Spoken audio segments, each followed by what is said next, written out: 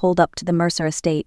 Through the blur of the wipers, the mansion looked like a fortress of light and laughter, untouched by the storm raging outside. I turned off the engine and reached for the thermos sitting beside me. Inside was Olivia's favorite chicken casserole, something warm to ease her nausea. My daughter was 3 months pregnant, fragile and exhausted, and all I wanted was to see her eat something. The sound of music and laughter drifted through the rain, muffled but unmistakable. They were having a party. I stepped out of the car, holding the thermos close, my coat instantly soaked. I rang the bell once. No answer. Again, longer this time, still nothing. A shiver crawled up my spine. I moved toward the side path that Olivia once showed me, a narrow gate that led to the backyard. It wasn't locked. I pushed it open, and that's when I saw her. My daughter was kneeling on the cold patio stones, drenched to the bone. The floral dress she had proudly tried on last week clung to her body, outlining the faint curve of her belly. Rain and tears ran together down her pale face. Her lips were trembling, her hands pressed over her knees as if she was praying for mercy. Olivia, I ran to her, kneeling beside her. She tried to speak, but her voice cracked under the rain. Mom, I only bought a maternity dress, that's all. That simple, broken sentence ignited something deep inside me. I wrapped my coat around her shoulders, lifted her into my arms, and carried her toward the back door. Years of taekwondo training came back in one motion. My legs swung forward and the door flew open with a deafening crack. The music stopped. Every face in the room turned toward me soaked, furious, holding my daughter in my arms. God will not forgive this cruelty, I said. And then, silence. The emergency lights flickered above as nurses rushed toward us, voices echoing through the sterile white corridor. Olivia's body was cold, her lips almost blue. They placed her on a gurney and disappeared behind swinging doors, leaving me alone in the waiting area with rainwater dripping from my hair onto the tile floor. I sat there, clutching the thermos I still hadn't let go of, my fingers stiff and numb. The smell of antiseptic filled the air, sharp and clean, yet all I could taste was bitterness. I stared at my trembling hands, and for a moment I wasn't in that hospital anymore. I was back in another place, another night drenched in rain. Years ago I stood on a taekwondo podium, the crowd cheering as gold shimmered around my neck. They called me the Falcon, the woman who could never be broken. My husband, Robert, stood in the crowd, smiling proudly. He was my coach, my partner, my anchor. Together we had built our lives around discipline, victory, and strength. But that illusion shattered the day I landed wrong during a spin kick and felt my knee snap like dry wood. The sound of applause faded into silence. The Falcon had fallen. Robert changed after that. The man who once believed in me became consumed by resentment. His words turned sharp, his love into poison. You ruined everything, he'd mutter when drunk, staring at the empty medals on the wall. At first, I told myself it was grief. But grief doesn't leave bruises. Olivia was only 10 when she began standing between us, her small body trembling but defiant. Stop, Dad. Don't touch her, she'd cry. I'll never forget that night, the rain, the crash of a vase, Robert's rage. When he pushed her aside, she fell, her head striking the corner of the table. Blood. A thin, red line across her forehead that never completely faded. That was the night I packed our bags and left. I built a new life from the ruins, promising myself that Olivia would never know the kind of pain I endured. But sitting in that hospital hallway, the promise felt broken. I had protected her from one monster only to see her crushed by another. The door creaked open. A nurse stepped out, her expression unreadable. Miss Hale, she said softly, the doctor will see you soon. I nodded, but my thoughts were miles away, trapped between past and present, between the woman I used to be and the mother I had become. And deep inside I felt something stir again, the same fire that once burned on the mat, the same fury that had carried me out of that marriage. I didn't know it yet, but this storm wasn't over. It was only beginning. The doctor appeared minutes later, his scrubs damp with sweat, his eyes weary behind fog glasses. He pulled the mask from his face and spoke quietly, as if afraid his words might shatter what little strength I had left. Miss Hale, he began, we did everything we could, but your daughter suffered severe hypothermia, which triggered premature contractions. I'm so sorry we couldn't save the baby.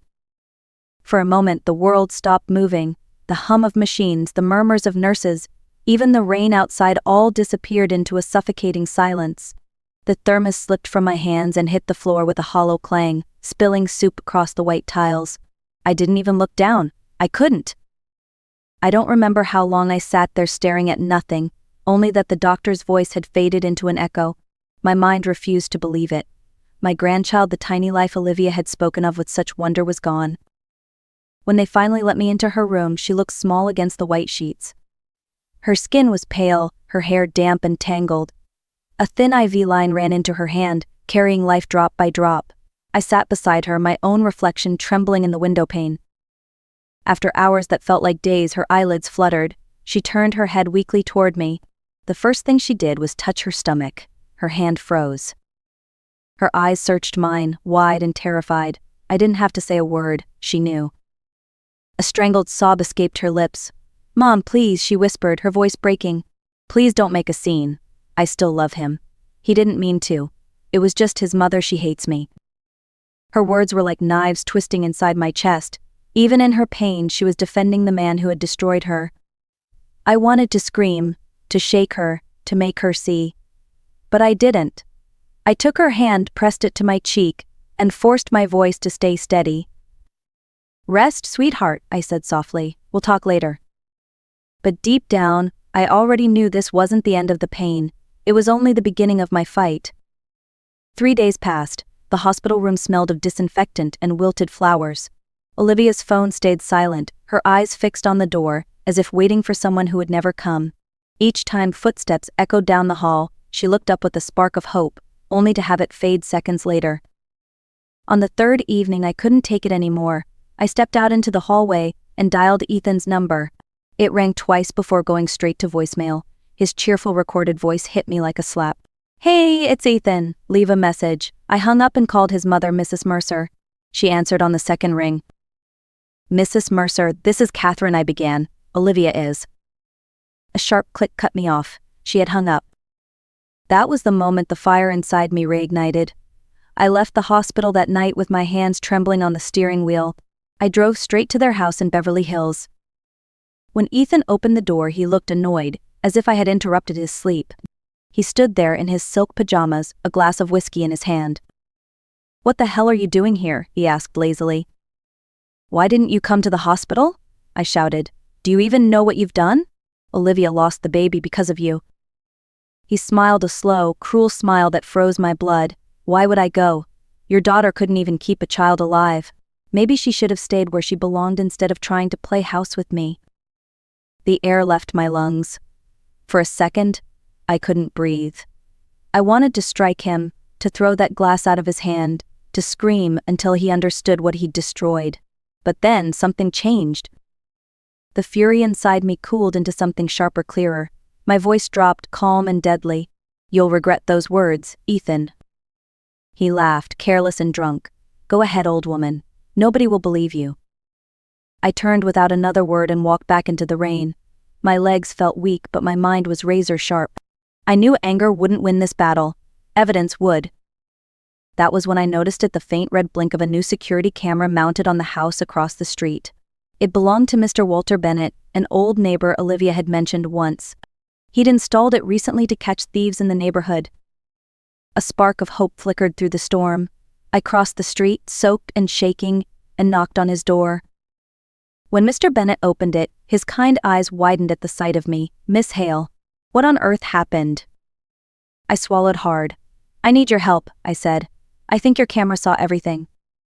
Mr. Bennett led me into his living room, the faint smell of coffee and old books filling the air. Without a word, he turned on his computer and pulled up the footage from the night of the storm. My hands trembled as the images appeared on screen.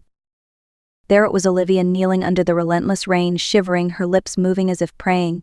Inside, through the window, we could see the warm glow of the party. People laughed, glasses clinked. And then Mrs. Mercer's silhouette appeared. She glanced outside, saw my daughter, and turned away, her expression indifferent. Mr. Bennett muttered under his breath, "Heartless people." He copied the video to a silver USB drive, labeled it with the date, and handed it to me. "Get justice for her, Catherine," he said firmly. "That poor girl deserves it." I thanked him, clutching the small drive as if it were my daughter's heartbeat. The next morning I took it straight to attorney Rebecca Gray's office downtown. Rebecca was known for her calm intelligence and sharp instincts. She listened without interrupting as I told her everything. When I handed her the USB, she plugged it into her laptop. The video played in silence. Her eyes narrowed, her jaw tightened. "This," she said finally, "is damning evidence. But Catherine, the Mercers have money and connections. They'll fight dirty. Are you ready for that?" I met her gaze. "I've already lost my grandchild. I'm not afraid of them." She nodded. "Then we'll file for psychological abuse and damages. Leave the rest to me." For the first time in days, I felt a flicker of control return. I went home that evening exhausted but strangely hopeful. But hope doesn't last long in a war against people like the Mercers. The next morning, I woke to find my living room in chaos. Drawers were open, papers scattered, the lock on the back door broken. My heart dropped as I searched frantically through my purse, then the desk. The USB was gone. So were Olivia's medical records. Before I could even call Rebecca, my phone buzzed with messages, neighbors gossiping, acquaintances whispering. Posts online claimed Olivia had faked her pregnancy to get money from her husband, that she was unstable, manipulative. They hadn't just stolen the evidence, they were stealing her truth. And I realized then, this wasn't just cruelty, it was war. That evening I sat alone in the dark, the house silent except for the faint hum of the refrigerator. My phone buzzed again, another message. But this one was different, no sender, no greeting. Just a single line that made my heart stop. "I have a copy of the video. Meet me at the Black Cat Cafe tomorrow at 4 p.m. Come alone." I stared at the screen, unsure whether to feel hope or fear. It could be a trap. But what choice did I have? They had taken everything, my proof, my voice, my daughter's honor.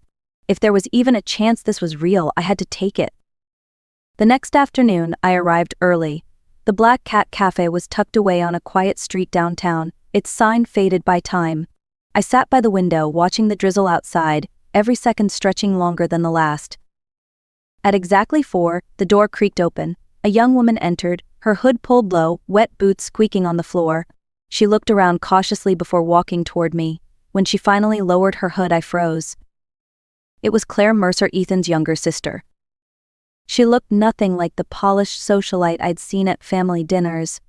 Her hair was tied back carelessly, her eyes red-rimmed but resolute. She sat across from me, sliding a small black USB drive onto the table. "This is what you're looking for," she said quietly. I stared at it, then at her. "Why are you doing this, Claire?" She took a shaky breath. "Because my family destroyed everything good around them. My mother controls us all like puppets. She silenced me when I wanted to become a journalist. She locked me in my room when I refused an arranged marriage. And now she's doing the same to Olivia. I can't be part of it anymore." Her voice trembled, but her eyes burned with conviction. I saw everything that night. I tried to help her, but my mother locked my door from the outside. I watched Olivia kneel in the rain through my window. For a moment, neither of us spoke. Then I reached across the table and took her hand. "You did the right thing," I whispered. "You just gave my daughter her voice back." Outside, the rain had stopped, but inside I knew the real storm was about to begin. The next morning, I went straight to Rebecca's office, clutching the black USB in my hand like a lifeline. She looked up from her desk, surprised to see me so soon. When I placed the drive in front of her, she didn't ask questions. She simply plugged it in. The video played again, Olivia kneeling in the rain, the party glowing behind her, laughter echoing through the glass. Rebecca watched in silence until the end, her expression unreadable. Then she leaned back in her chair, steepling her fingers. "They've made a critical mistake," she said. "Breaking into your home to steal evidence makes them criminals, not just defendants. And now we have proof." Her eyes sharpened. "But this fight won't be won in court alone. They've used the media to destroy you. We'll use the truth to rebuild you." That same afternoon, Rebecca arranged a meeting with journalist Daniel Ross, an investigative reporter known for exposing corruption and domestic abuse cases. He met us at a small diner near the courthouse, his camera bag slung over one shoulder. I told him everything from the night of the storm to Claire's confession. When he saw the video and the medical records Rebecca had obtained directly from the hospital database, he shook his head slowly. "This isn't just a story," he said. "It's an outrage." The next day, his article went live on a national news site under the headline, "Pregnant Woman Forced to Kneel in the Rain by Her Wealthy In-Laws." Within hours it went viral. The image of Olivia, blurred for privacy, became a symbol of silent suffering. #JusticeForOlivia spread across Twitter, Facebook, and news outlets around the world. Thousands of women shared their own stories, their own scars. And then came the Mercer's response. Ethan stood before flashing cameras outside his mansion, his tie perfectly straight, his tone dripping with arrogance. "These accusations are malicious lies," he declared. "My wife has a history of emotional instability. She imagined the pregnancy. My mother and I tried to help her." I watched the broadcast with Rebecca and Daniel. My blood boiled, but Rebecca smiled faintly, calm as ever. "Let him talk," she said. "He just buried himself." Minutes later, Daniel released a second article, this time with verified hospital documentation proving Olivia's pregnancy and the cause of the miscarriage, severe hypothermia due to prolonged exposure. The tide turned overnight. The Mercer's empire of lies collapsed under the weight of truth. Reporters swarmed their gates, crowds gathered, and the once respected family became a national disgrace. And amid the chaos, I knew one thing for certain: justice was no longer a distant dream. It was on its way. The courthouse was overflowing the morning of the trial. Cameras flashed outside as reporters shouted questions, their voices echoing off the marble walls. Inside, the air was thick with tension. I sat beside Olivia, holding her cold hand in mine. Rebecca stood at the front of the courtroom, calm and poised, her notes neatly arranged on the table. When Ethan entered with his attorney, the noise outside faded into silence. He looked pale, exhausted, but still tried to force a confident smile. His mother didn't appear. Rumor had it she'd fallen ill after the scandal broke. The judge, a stern man with gray hair and sharp eyes, called for order. The proceedings began. Ethan's lawyer tried to discredit Olivia, calling witnesses who claimed she was emotional and unstable. Some even suggested she had faked her pregnancy for attention. Each lie was like a blade twisting deeper, but Rebecca never lost her composure. When it was our turn, she rose with the precision of a fighter stepping into the ring. "Your Honor," she began, "we have something that speaks louder than speculation." The lights dimmed, and the screen came alive. The video played in complete silence, Olivia kneeling in the rain, clutching her stomach, shivering, while the Mercers laughed inside. The sound of the storm filled the courtroom like a ghostly echo. Gasps rippled through the audience. Even the judge leaned forward, his jaw tightening. By the time the screen went dark, there were tears in several jurors' eyes. Then Rebecca called her final witness, Claire Mercer. Ethan's head snapped up, disbelief written across his face as his sister walked in. Dressed simply in black, she took the stand, her voice steady despite the tremor in her hands. She told everything: the control, the cruelty, the lies. "I'm not here to destroy my family," she said. "I'm here because the truth matters. Olivia deserves justice, and so does the child she lost." Ethan's facade crumbled. His lawyer stopped objecting. The judge needed only a moment before delivering his verdict: guilty of psychological abuse and reckless endangerment resulting in harm. Ethan received a suspended prison sentence, mandatory therapy, and a substantial fine. But the real victory wasn't in the punishment, it was in the moment Olivia turned to me, tears streaming down her face, whispering, "It's over, Mom." And for the first time in months, I finally believed her. In the weeks following the trial, the chaos slowly faded. Reporters moved on to new scandals. The Mercers' mansion stood dark and quiet, and for the first time in a long while, Olivia slept through the night. Mrs. Mercer passed away not long after the verdict.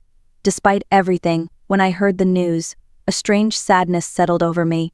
Cruelty had been her armor, but I wondered what kind of pain had forged it. A week later, Claire showed up at our door. She looked thin, but lighter, freer. "I'm leaving Los Angeles," she said. "I've been accepted into a journalism program in New York.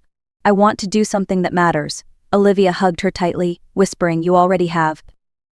Life moved on, quietly but steadily.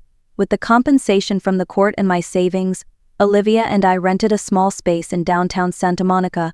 She had always loved sketching clothes, and one morning over coffee, she said, "Mom, what if we opened something together?" That's how Rebirth Studio was born, a small fashion workshop dedicated to designing elegant, comfortable maternity wear. Not glamorous, not loud, but meaningful. Olivia wanted every woman who wore her designs to feel beautiful, even when carrying the weight of both life and sorrow. At first we struggled. Bills piled up, clients were scarce, but Olivia never gave up. She poured her heart into every stitch, every seam. Over time, word spread. Customers came not just for the clothes but for the kindness they found inside that little studio. I became her quiet assistant handling accounts, suppliers, and schedules. Watching her confidence return was worth more than any victory in court. Sometimes I would catch her standing by the window, gazing at the ocean. Her hand would rest on the faint scar on her forehead, and a small smile would appear. That scar used to remind me of pain. Now, it was proof of her strength. The storm had broken us once, but from its wreckage we had rebuilt something far greater ourselves. A year later, spring returned to California. The air smelled of orange blossoms and salt from the nearby ocean. One afternoon, after closing Rebirth Studio, Olivia suggested we take a walk along the Santa Monica Pier. The sky was heavy with clouds, but warm sunlight filtered through, soft and golden. Halfway down the pier, it began to drizzle a gentle, cleansing rain. We didn't run for cover. Instead, we stood there, watching the drops shimmer against the light. Then, through the thinning clouds, a rainbow appeared, arching across the horizon. Olivia looked up at it, her eyes bright, her hair damp and shining. "You know, Mom," she said softly, "for the longest time I thought I'd never feel peace again. But now I do. Thank you for fighting for me when I couldn't." I slipped my arm around her shoulders, drawing her close. "I'll always fight for you, sweetheart," I whispered. "Always." We stayed there for a while, listening to the waves and the faint laughter of children nearby. It struck me how quiet the world had become. No shouting, no fear, just peace. That's when I realized something I wish every woman could know: no storm lasts forever. The truth might be buried for a time, but it never disappears. It waits for courage to uncover it. To everyone listening to this story, remember, your silence protects no one. Speak up, stand tall, and never let fear steal your